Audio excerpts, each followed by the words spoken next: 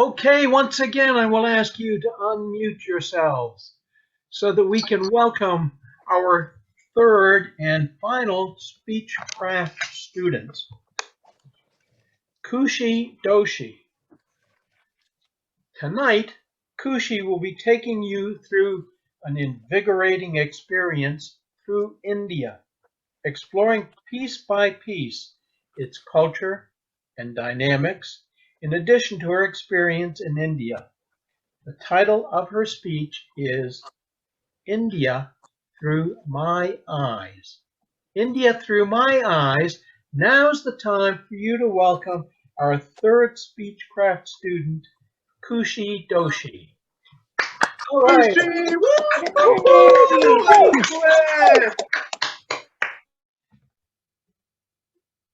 Okay, before I begin, I want you all to just take a minute and close your eyes. Imagine yourself being transported into this effervescent land of vivid colors, unique scents, distinct faces, and most importantly, a place where people are so diverse yet so bonded. You can open your eyes now. I'm going to take you through a land which many like to call where the convergence of science and spirituality comes about. A place where diversity and unity coexist, and which I like to call, in other words, the quintessential culmination of the East and the West, India. I'm going to discuss three aspects about India, a nation so rich in history, culture, food, ethnicity, and the culture that it represents. Each state in India represents a totally different culture and dynamic. You have people wearing different clothes, people from different traditions, people eating different food, people speaking different languages. It's like you're traveling in a myriad of different countries within a nation. My first aspect that I'm going to touch on is the enriching evolution of India as a nation, represented through the right blend between the West and the East. And for that, I have a book that I would recommend, which I read this winter. It's India Calling by Anand Giridharadas. And it's an amazing read because I resonate with it as a person who has traveled a huge part of the world, who's finally come to the United States and seen what the Western world represents, and have sort of lived my American dream. I can say that India has truly evolved in a way where people are now assimilating and bringing about both the best of the East and the West. I read one line within this book where the author was on a plane to India, and he had an Indian old man sitting right next to him. And when that Indian man glanced down at his passport, which was an American passport, he looked at him in surprise and asked, "You're going that way, while all of us are trying to go the other way," which meant he was trying to go back to his roots, to explore the East, while leaving the West behind, while others are on the strive to go back to the East and capture their American dream. When I came to the United States, I always had this vision of living in a Western world, of leaving behind my country that I always viewed as underdeveloped. But now that I look back at it, I see beaming potential within the people. I see people striving to embrace themselves in the fullest and to stay in harmony and peace. This brings me to my second point. When I go to India, in my time lived there, I saw such profound spirituality and devotion towards the craft that the people held. And it's not only religious spirituality or religious devotion to a particular deity, but it is to their craft. No matter what a person does, no matter what responsibility a person has to form or fulfill, the person is always doing it with a smile on their face. They are devoted in the strive of attaining a better future in a collective manner.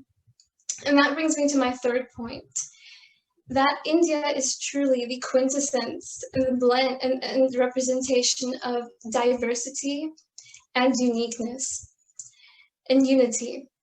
You have religions, you have Christianity, you have Judaism, you have Hinduism, you have Buddhism, and you have Islam.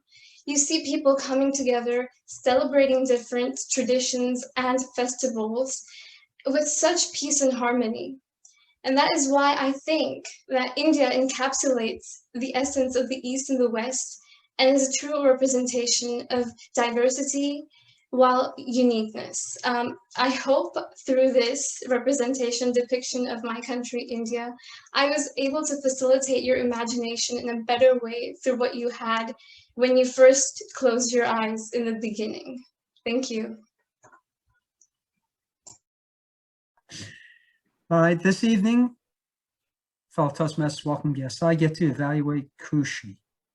Now, Khushee, there's a number of things I look for when I listen to a speech, and the first is the opening, because that's the first thing that actually drags the person in. And you had us close our eyes and imagine a number of things, the color, the beauty of India, the spirituality, the diversity. And I felt some emotional attachment there, maybe because of where I'm located now in mid-Florida, and the people I work with, and the people I eat with, and I've seen all that. But there's three things I want to point out that I thought were very good. And the first thing is you have a wonderful speaking voice. To me, you have something like Garrison Keillor from Prairie Home Companion. Very smooth, very calm, very intriguing, something that I could listen to for a long time. You provided a speech. The second point is you provide the speech with confidence, which is hard to do when you're giving your first speech.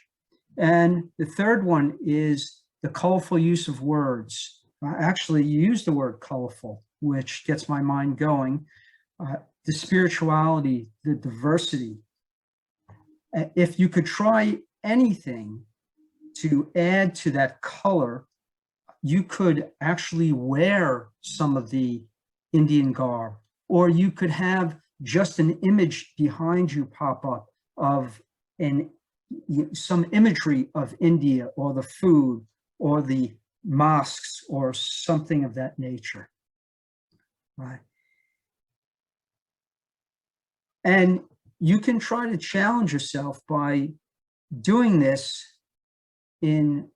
or doing some more in storytelling. You opened up with that powerful opening and you closed it the same way. You want people to facilitate their imagination. Wonderful speech. I look forward to more. Mr. GE.